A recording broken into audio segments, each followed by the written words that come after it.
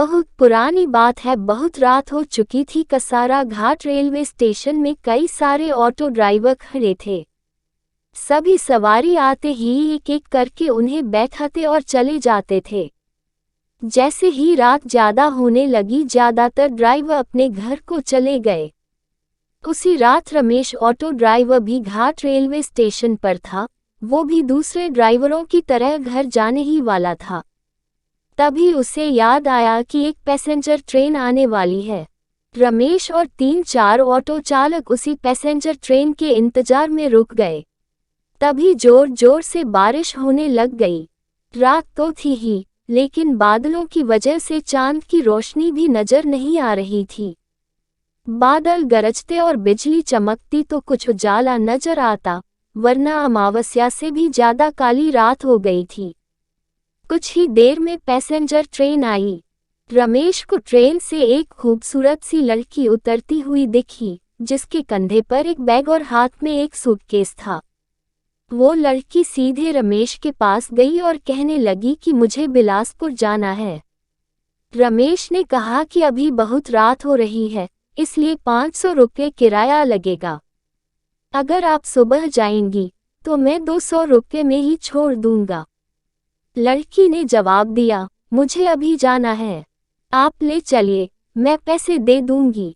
रमेश ने कहा, मैडम आप पहले पैसे दे दीजिए, मैं आपको सही सलामत घर तक छोड़ दूंगा। लड़की बोली, अभी मेरे पास सिर्फ 200 रुपये हैं, आप ये रख लीजिए, घर पहुंचते ही आपको बचे हुए 300 रुपये दे दूंगी। इतना सुनते ही रमेश ने कहा, ठीक है मैडम, आप ऑटो में बैठ जाइए। कुछ ही देर में रमेश ने उस लड़की को उसके घर के पहुंचा दिया। वो लड़की ऑटो से उतरी और घर के अंदर चली गई। रमेश अपने 300 रुपये के इंतजार में खड़ा रहा। आधा घंटा बीत गया, लेकिन लड़की लौटकर नहीं आई। रमेश के मन में हुआ कि अंदर जाकर देख लेता हूं कि वो अब तक क्यों नहीं आई।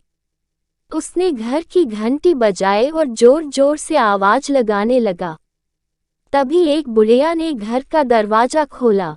रमेश ने उससे कहा कि एक मैडम यहाँ ऑटो से आई थी, उन्होंने मेरे 300 रुपये देने हैं, वो अब तक पैसे लेकर बाहर नहीं आई। बुढ़िया ने हैरानी से पूछा, कौन मैडम? यहाँ तो मैं और मेरे पति के अलावा और कोई नहीं रहता। हाँ, मेरी बेटी पहले रहती थी, लेकिन वो 5 सालों से यहाँ नहीं रह रही है। रमेश बोलने लगा, क्यों, अब वो कहाँ रहती है? मैंने शायद आपकी ही बेटी को यहाँ तक छोड़ा है, आप एक बार अच्छे से देखिए। बातों ही बातों में रमेश की नज़र सामने दीवार पर गई। वहाँ उसी लड़की की तस्वीर लगी हुई थी, जिसे वो ऑटो में बैठाकर लाया था। रमेश ने बुढ़िया से पूछा, वो दीवार पर जिसकी तस्वीर लगी है, वो आपकी बेटी है? बुढ़िया ने जवाब दिया, हाँ, वो ही मेरी बेटी है। क्यों, क्या हुआ? तुम ऐसे क्यों पूछ रहे हो? हाँ, जवाब सुनते ही रमेश बोल पड़ा, माताजी, मैंने कहा था न कि मैं आपकी बेटी को ही घर लाया हूँ। यही मेरे साथ ऑटो में बैठकर आई थी। आप अब जल्दी से मेरे पैसे दे दीजिए। देखिए, सुबह भी हो गई है, मैं कब से यही खड़ा हूँ। बुढ़िया ने दुखी मन से कहा, बेटा, ऐसा नहीं हो सकता। हाँ, ये मेरी बेटी है, लेकिन 5 साल पहले ये ट्रेन के नीचे आकर मर चुकी है। इसे तुम कैसे घर ला सकते हो? ये सुनते ही रमेश के होश उड़ गए। वो तेजी से वहां से भागा। जैसे ही वो ऑटो के पास पहुंचा, तो देखा कि उसकी सीट में 300 रुपये रखे हुए थे। उसने वो पैसे भगवान के सामने रखे और मंत्र का जाप करते हुए आगे की ओर बढ़ गया। उसके मन में हुआ कि आज तो सवारी बैठाने और पैसेंजर ट्रेन के लालच में मेरी जान जाते जाते बची है। उस दिन से रमेश ने रात को ऑटो चलाना ही बंद कर दिया।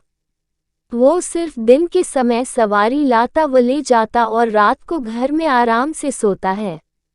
इस कहानी से हमें ये सीख मिलती है, दिन में काम करने के साथ ही रात को आराम करना भी उतना ही जरूरी होता है।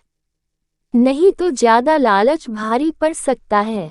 ऐसे ही वीडियो देखने के लिए चैनल को सब्सक्राइब करना नहीं भूलना।